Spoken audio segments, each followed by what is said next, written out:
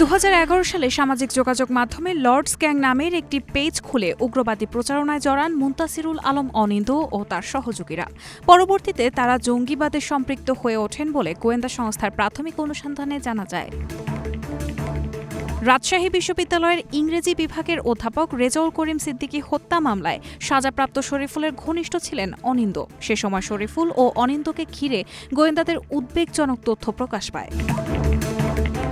Police জানায়, অস্ত্র ও বোমা তৈরির সরঞ্জাম কেন সংগ্রহ করেছিল তারা সেটি নিশ্চিত হতে জিজ্ঞাসাবাদ করবে। আপনারা তো বুঝতেছেন যে যেহেতু যেখানে তাদের কাছে আমরা অস্ত্র, বিস্ফোরকের উপাদান, আরো বোমা বা তৈরির যে সরঞ্জামগুলো আমরা পেয়েছি, সেটা থেকে বোঝা যাচ্ছে তাদের একটা পরিকল্পনা আছে। তাদের মধ্যে তারা তো সাধারণ মাপের অপরাধী না, এটা বোঝাই যাচ্ছে। আর তাদের সামনে কি পরিকল্পনা আছে বা কেন তারা এগুলা সংগ্রহ করে তাদের নিয়ন্ত্রণে রাখছে, সেটা আমরা জিজ্ঞাসাবাদ করলে আমরা জানতে পারবো। কারাগার থেকে মুক্তির পর দীর্ঘদিন আড়ালে ছিলেন অনিন্দ। তবে 1 মাসের গোয়েন্দা নজরদারির পর শনিবার নগরীর ডক্টর ইংলিশ কোচিং সেন্টার থেকে অবৈধ অস্ত্র ও বিস্ফোরক উদ্ধারের ঘটনায় আবারও আলোচনায় আসেন তিনি।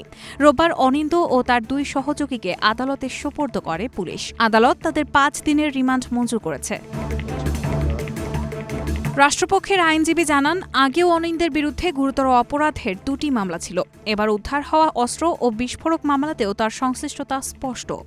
ঢাকায় আর্টিজান হোটেলে যে জঙ্গি হামলা হয়েছিল তার সাথে উনি আসামি ছিলেন এবং রাজশাহী বিশ্ববিদ্যালয়ের একজন টিচার হত্যা মামলার সাথে উনি জড়িত ছিলেন।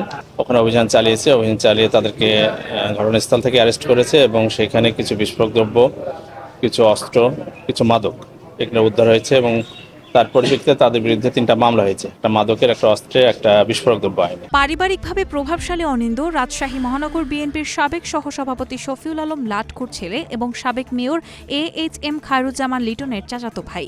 নতুন করে তার এই সক্রিয়তা আইনশৃঙ্খলা বাহিনীর জন্য হতে পারে বড় চ্যালেঞ্জ।